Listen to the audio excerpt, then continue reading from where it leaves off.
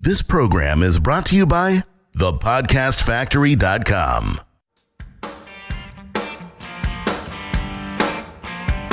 Hi, my name is Igor Kheifets, and this is the List Building Lifestyle, the only podcast which delivers cutting-edge conversion strategies from the online trenches straight to your earbuds. Download the transcript of today's episode and all future episodes at listbuildinglifestyleshow.com. I also invite you to grab a free copy of the Wealthy List Builder Survival Guide at listbuildinglifestyleshow.com/survival. And now, once again, it's time to claim your list building lifestyle. You are listening to the List Building Lifestyle Show. Here is the king of list building himself, Mr. Igor Kheifets. What's up, Jonathan? Hey, I got to give you props, man. You are on episode 100, and you did that. It feels, and maybe time is warped for me, but it feels like you did that super quickly. You know, it does feel like we did it super quickly. In fact, I would like to congratulate you as well, because you're a big part of that. Well, thank you. Thank you. You know what's funny about it is that you and I have been working together. Maybe it's been a year. I don't know. It probably hasn't been, probably half a year, but you've really ramped up your game. But I was just recording show number 100 with Doberman Dan a couple days ago. And that was, 2 years of work together. And you've managed to accomplish this in a much shorter time, get huge guests on your show. And I imagine that it's doing something for either your business or your ego, or you wouldn't keep showing up. Well, it's actually for both, I would say. We've had tremendous success with the podcast, raising awareness for better conversions, for better traffic optimization. And it's been one of the purposes all along. Of course, the other purpose was selfish, to, get better customers, because at some point I was getting frustrated with the people who sort of expected something for nothing, that looked for handouts, that were still looking for that quick fix. Just give me the best buyers. Just give me the best buyers that buy everything right now and never complain and never refund, as if that thing even exists, honestly. Good luck. Good luck. So, Igor, what do you have in store for us on show 100? Well, today's show has been inspired by Stuart Diamond, the author of Getting More. And it's, a great negotiation book I read, where it really kind of brings you back and forces you to look at the world for what it really is. In fact, not really the world, more so the people, for who they really are, rather than kind of live in your own little box and thinking that, if people join my opportunity, it's because the people are bad, not because I did something wrong. So, today I want to talk a little bit about what kind of person do you have to be in order to influence others to do business with you. And what it has to do a lot with is your ability to show empathy and understanding towards another person. And I'll read a quick quote from the book to kind of illustrate my point. So Stuart writes, or should I say Mr. Diamond, it's not like we're friends or anything, but I really admire his work. Many people think that others who don't see their point of view are being thick, stubborn, or unreasonable. That's not necessarily so. Often the things you hold so firmly and dearly are invisible to the other person. They don't exist. So to persuade people with different perceptions, you must start with the notion that your facts, or your ideas, your thoughts, and your perceptions are invisible to them. What you see so clearly, the other party may not see at all. In psychology, this mistake is called fundamental attribution error. And basically, you assume that everyone else reacts to things the exact same way you do. So, for me, it really shows up in a form of clients not really getting why someone would say no to their opportunity. And I had this a lot when I was talking to my VIP clients on the phone. I still get this occasionally, but less so ever since we launched the podcast, because we spoke about this many times. It's like, when someone tries to join an opportunity or is looking for an opportunity to join, there's a lot of skepticism and questioning. But as soon as that person joins the program and tries to get someone else in, they forget about what it feels like to be on the other end. And so, when it comes to persuading anyone to do anything, we forget that they don't see things the way we see them, and what we often, what for us is often just common sense and a given, for other people, it might not even exist within their world. Yeah. I've been there, done that. Yeah, we all have, Jonathan. We all have. So when you're trying to convince somebody to join your business opportunity and you're like, whoa, just look at this funnel they're giving you. this thing is worth a ton of money, they might not even know what a funnel is. They might not even understand why you need a funnel. They might not even heard of the concept of a video sales letter and why video sales letters are so powerful. They might still be stuck in that frame of mind of thinking, what if I invest the $20 and I will not make those $20 back? Now think how profound how big of a gap you're looking at between someone who understands what funnels are and is already looking for a good funnel versus somebody who's still stuck far, far behind at those early stages of becoming aware to the possibility of making money online, where they still are worried about losing the $20 because they won't get them back immediately. Now, how do you go about convincing that person? That's a good question.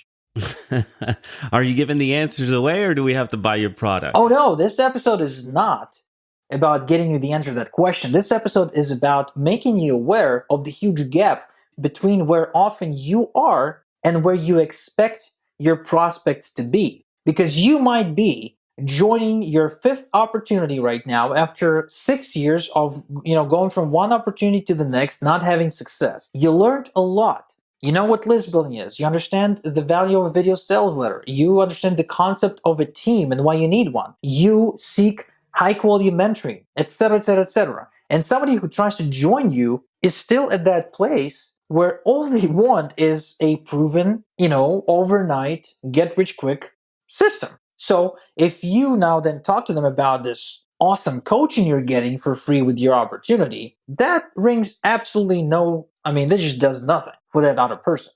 They're waiting for you to say something completely different. And when you say, look, there's no get rich quick scheme over here, you lose them. So question is then, how do you bridge the gap and help this person realize for themselves that there is no get rich quick scheme without alienating them, and then have them ask the question, okay, so if that stuff doesn't work, what am I supposed to look for? And then come to you asking that question so you can explain to them what you look for in a good opportunity. So again, we're talking about the huge gap between you are and where often your prospect is. So if you ever find yourself in a situation where, say, you email your list or you put up a video and you get either no response or you get just super angry responses, you're probably violating this rule of persuasion, where you assume that your market knows or understands something or perceives something to be true, just like you, when in reality, this is totally not the case. It's interesting. And it's one of the reasons that I think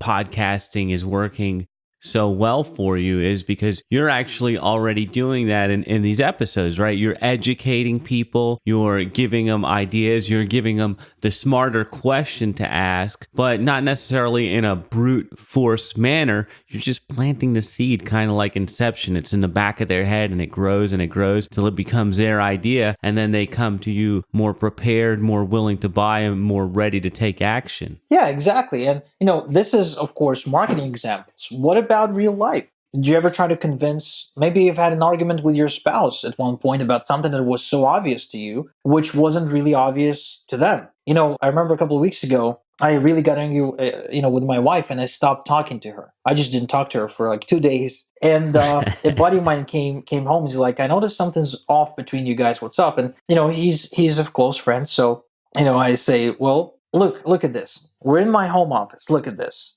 And I take off my, what do you call them, Jonathan? Like the shoes you wear at home? Your slippers? Your chinelas? That's what we call them. That's right, slippers. So I show him the bottom of the slipper, and it's like grayish, blackish, like somewhere in between black and gray. I'm like, look at this.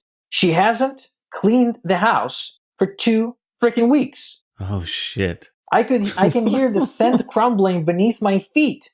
And I'm getting all upset about it, right? Because we live in Israel, and I live like on the really close to the desert part, right? So I'm like, there's lots of sand, so you kind of have to clean the house often. Otherwise, you're like in a sandstorm. You breathe this stuff, you walk on it, you sleep on it, and so it's getting disgusting. And ever since hooking up with Dennis a couple of years ago, I became sort of like a germaphobe. So I'm like, I can literally imagine all these creatures kind of eating through my skin and stuff. So I'm telling this friend how mad I am at my wife and how upset I am, and I get super emotional. He's like, well, I can see this is really upsetting you. So did you tell her that you want her to just get with the program and just clean the house? I'm like, no. What?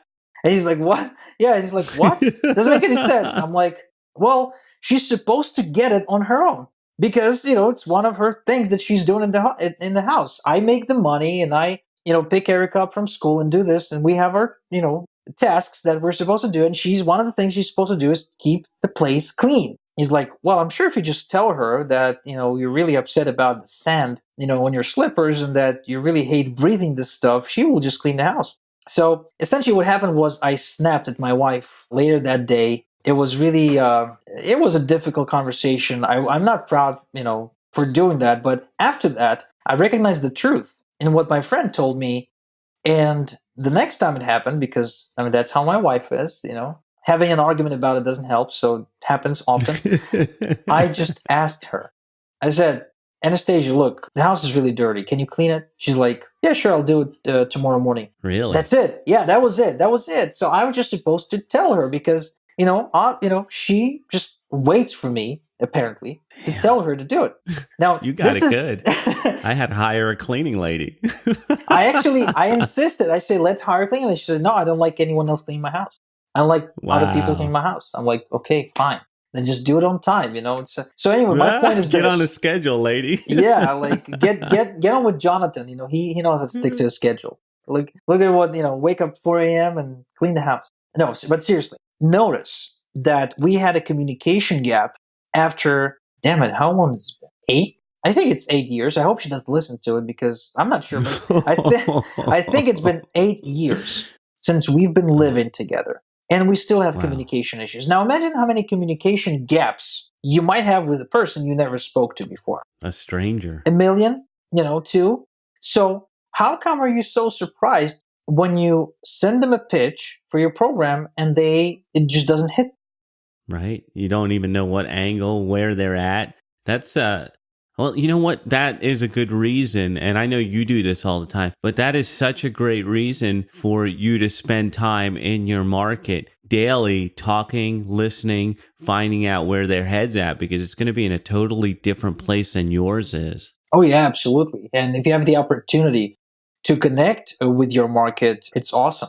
And if you're just getting started, then the market is probably the people you're talking to on a daily basis because they're trying to achieve the same thing.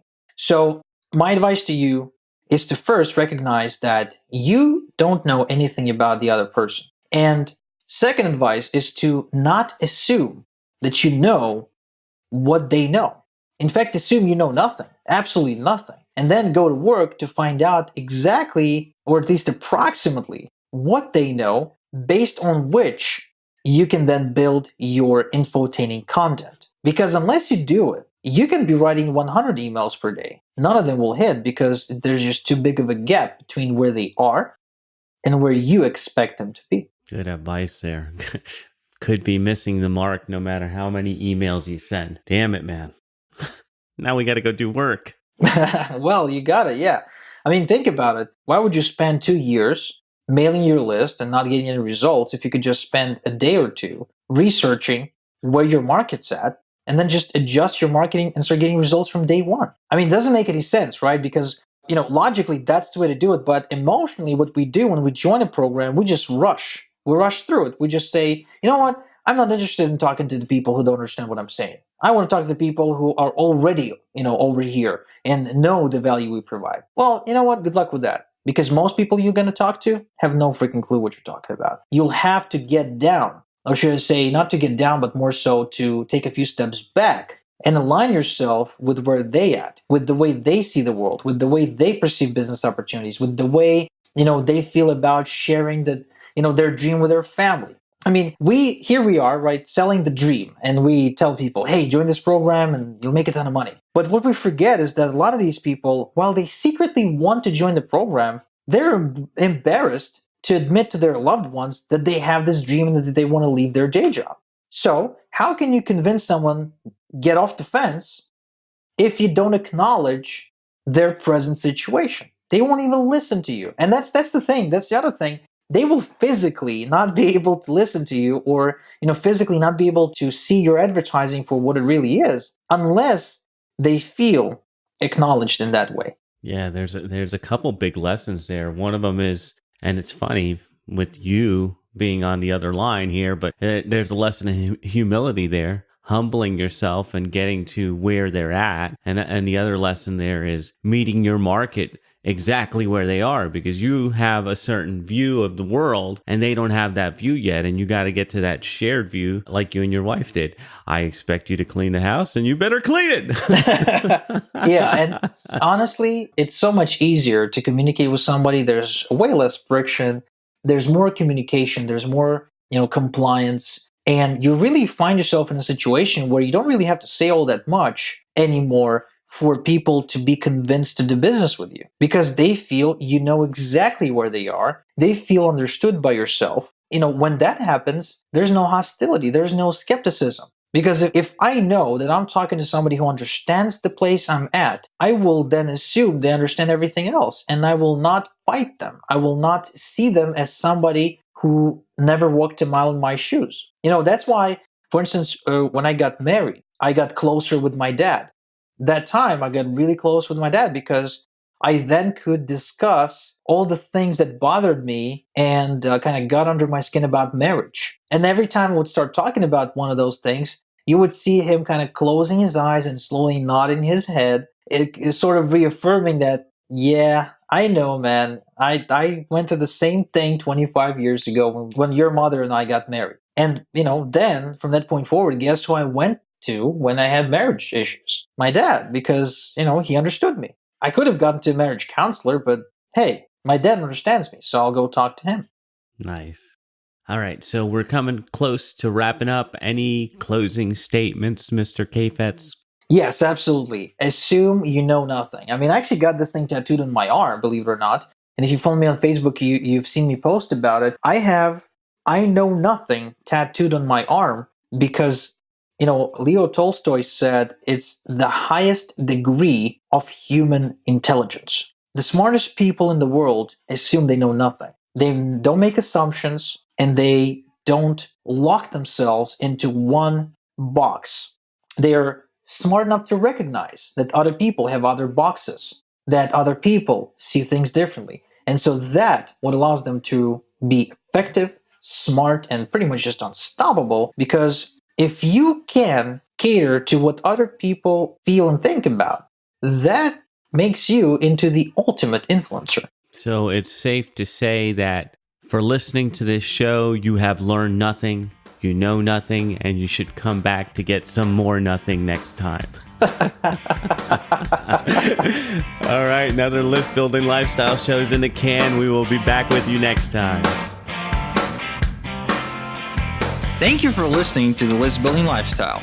Make sure to subscribe on iTunes or Google Play to never miss an episode. Because who knows, just one conversion tactic we share on the show might double your list and double your business. Download the transcript of today's episode and all future episodes at listbuildinglifestyleshow.com. And don't forget to claim your complimentary copy of the Wealthy List Builder Survival Guide at listbuildinglifestyleshow.com/survival. This is Igor Kheifets, and until next time we talk, have a good one.